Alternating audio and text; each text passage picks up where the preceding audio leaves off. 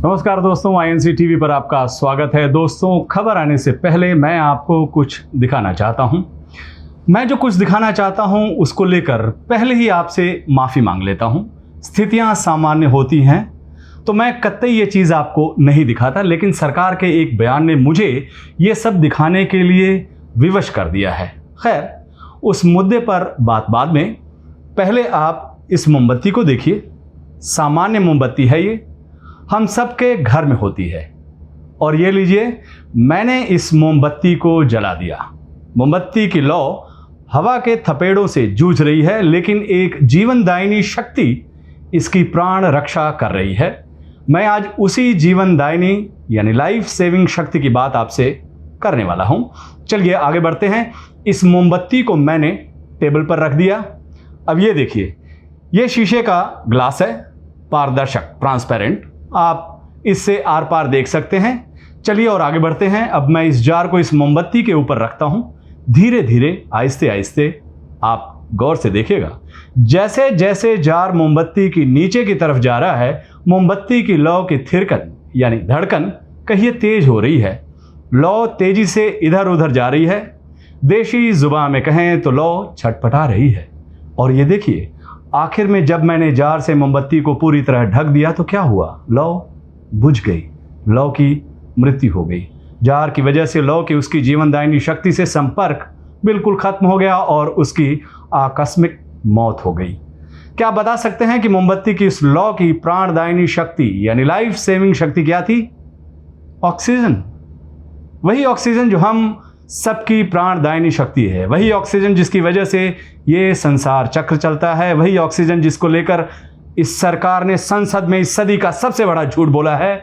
लोकतंत्र के मंदिर में, संसद में इस सरकार ने लिखित झूठ बोला है कि ऑक्सीजन की कमी से एक भी शख्स की मौत नहीं हुई है।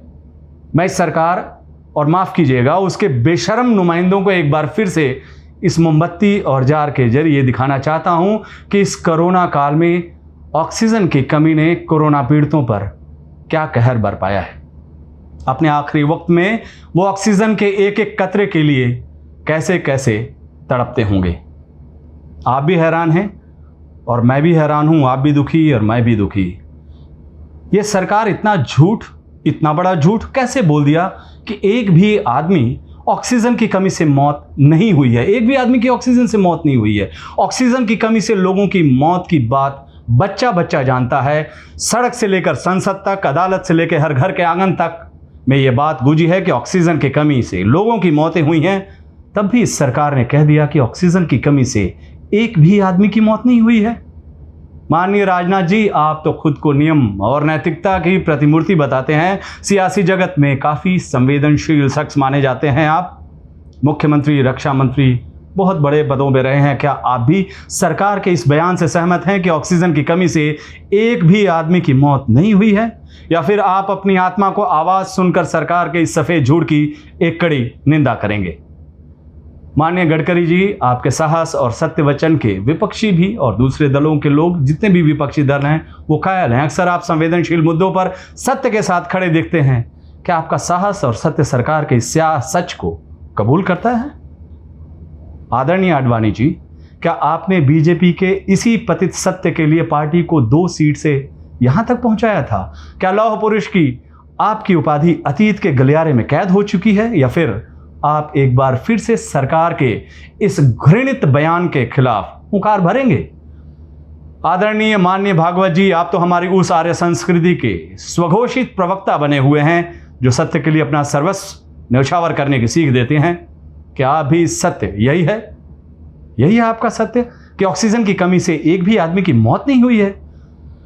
खैर चलिए दोस्तों, मेरा आपसे भी आग्रह है कि आप इस सरकार के और उनके तमाम नुमाइंदों से ये सवाल ज़रूर पूछिएगा कि क्या वाकई ऑक्सीजन की कमी से देश में एक भी आदमी की मौत नहीं हुई है। उनसे जवाब ज़रूर पूछिएगा। आखिर में मैं इन सब चीज़ों के लिए यानी मोमबत्ती और ये जो जार है, उन तमाम पीड़ित परिवारों से माफ़ी मांगता हूं जिन्होंने ऑक्सीजन की कमी से अपनों को खोया है। मैंने बस इस उम्मीद से ये सब चीज़ दिखाया है कि शायद मेरा ये प्रोग्राम देखकर सरकार की संवेदना जागे वो इस सच को स्वीकारे कि ऑक्सीजन की कमी से लोगों की मौतें हुई हैं और वो कुछ ऐसा इंतजाम करे कि आगे किसी की ऑक्सीजन की कमी से मौत न हो। नमस्कार, आप देखते रहिए INC टीवी।